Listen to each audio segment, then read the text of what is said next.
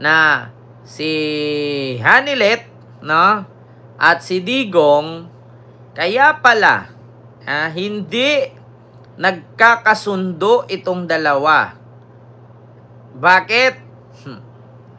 Nag-away pala sila dahil sa jowa. Eto na mga kababayan. Unahin natin itong si Hanilet at si Digong ha. Oo. Si Digong pala mga kababayan ay meron palang 13 na girlfriend. So ito mga kababayan, ipakita ko sa inyo ha. Basahin ninyo ha. Si Digong ay meron palang 13 jowa. Nako. Kaya naman pala galit na galit si Hanilet at bininta ang bahay. Kasi bakit? Benta ko to. Baka pag napunta pa sa isang jowa, dalawang jowa, 13 ang jowa. Kaya ang ginawa ni Hanilet, ang para sa akin ay para sa akin. Ang para sa kabit ay para sa kabit. Benta ang bahay. Hindi pumayag si Digong. Sabi ni Digong, bakit mo ibenta yung bahay ko?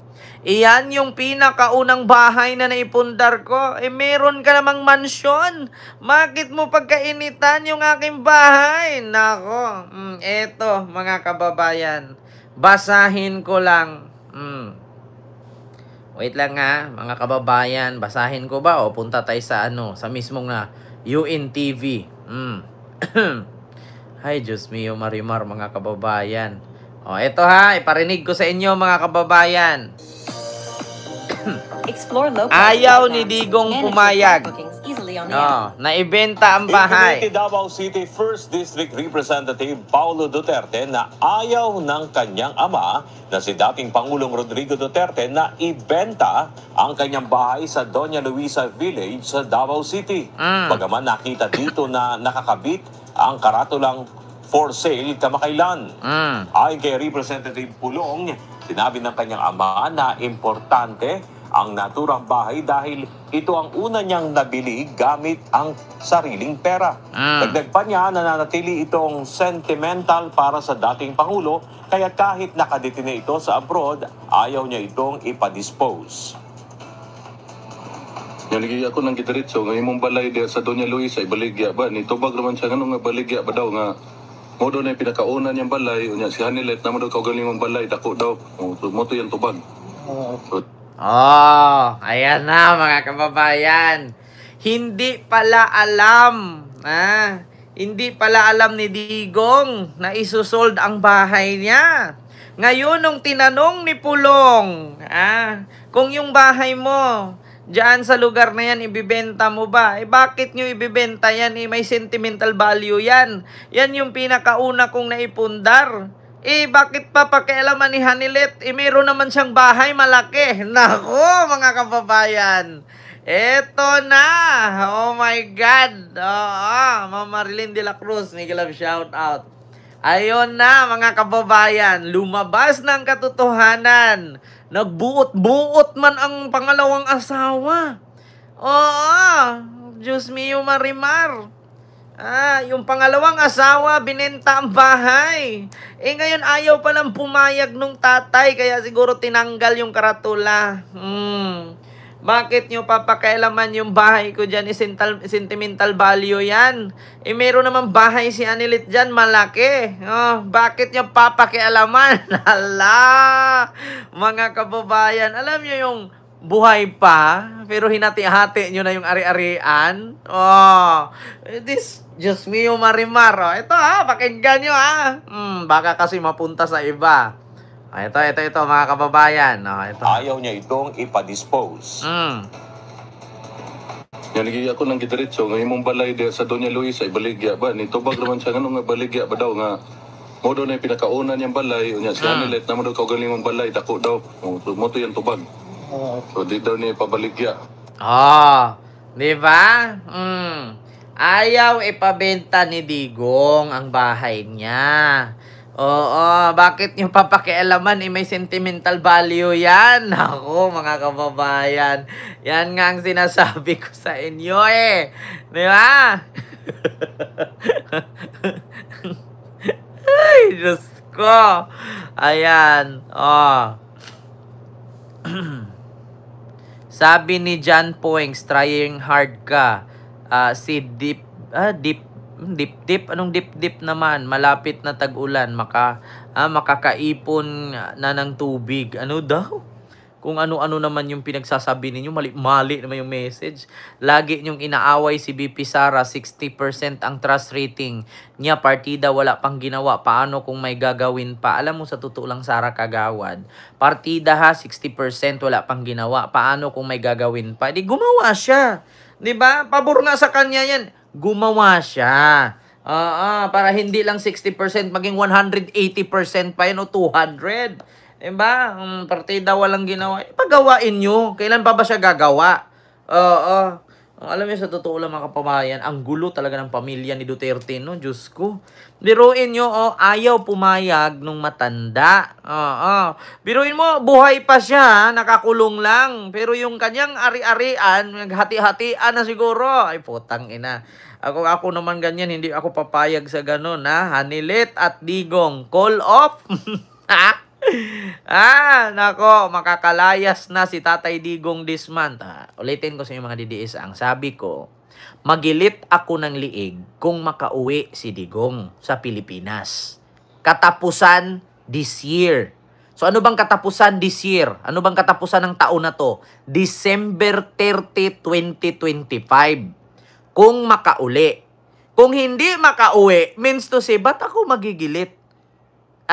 Kung mabigyan man siya ng interim release, hindi pa rin sa Pilipinas. So, bakit ako magigilit? Klarong-klaro naman sinabi ko, Kung makauwi si Digong, magigilit ako ng leeg. So, pag maka-interim release, ililipat lang yan ng ibang lugar, kulong pa rin. So, bakit ako magigilit? Lagi na lang kayong uwi, lagi ka na yung uwi, hindi naman nakauwi. Ang sabi, April 28, walang nangyari. March 28, wala. Ano na ngayon? July 1 na bukas. Hindi pa rin nakauwi. Putang ina. Istoryahe Norman. Istoryahe mong nawong maot. Bogo ang lahi ninyo, mga bobo. Wag na kasi kayong umasa na umuwi pa. Bakit? 30,000 ang pinatay. Crimes against humanity. Sa madaling salita, hindi lang massacre ang ginawa niya. Crimes against humanity. Krimen sa sangkatauhan. Alam nyo yon? Krimen sa sangkatauhan. Libo-libo ang pinatay. Expect kayong makakauwi pa? Tang ina. Diba? Klaro, mga kababayan. Diba? Halakin, paano kung makauwi na, nakakahon na? Ba't ako magigilit kung nakakahon na? Putang ina. Makauwi mo yung pantay ang paaabo. Tapos magigilit pa ako? Hindi ako DDS na tanga. Makauwi, tas patay, wala na. Ba't ako magigilit? Patay na.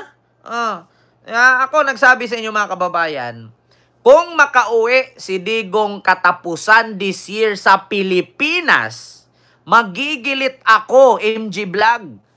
Kung hindi nyo mapauwi, tang-ina nyong lahat. Yabang talaga ako, puki ng ina. Si Digong nga nagyabang, ako pa. Si Digong ang nakakulong, nagyabang, ako pang malaya. Walang makakauwi. Ang sabi, makauwi daw, June 30. Putang ina, July 1 na bukas. Sige, bigyan ko kayo ulit palugit. July 31, kung may 31 man. Kung makauwi, magigilit ako, putang ina. Sa Pilipinas, ha? Kung hindi, nga. Matapos na lang yung taon na to, 2025 mga kababayan. Ito bigyan ko kayo bago ako maglipat ng another topic. Pag natapos ang taon na to at hindi nakauwi si Digong, itigil nyo na yung pag-idolize nyo sa kanya. Wala nang saysay. Wala nang saysay yung pag-idolize nyo yan. Bakit? Natapos na ang buong 2025, mag 2026 years na. hindi pa rin nakakauwi, ano pang saysay na pag-idolize ninyo?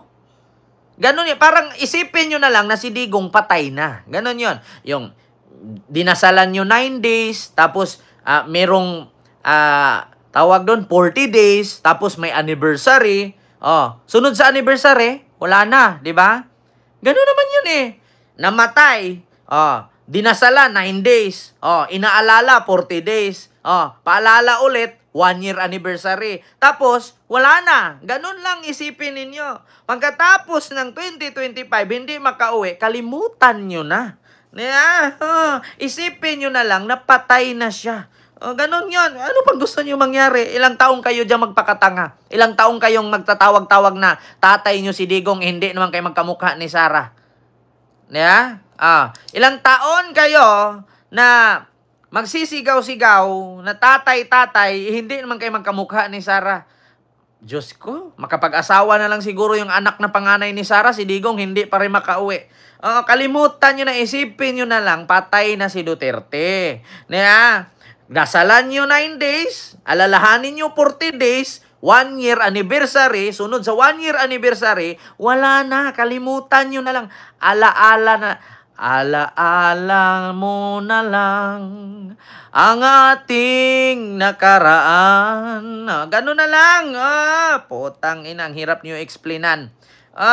Sama naman ugali mo. Wow, pumatay ako.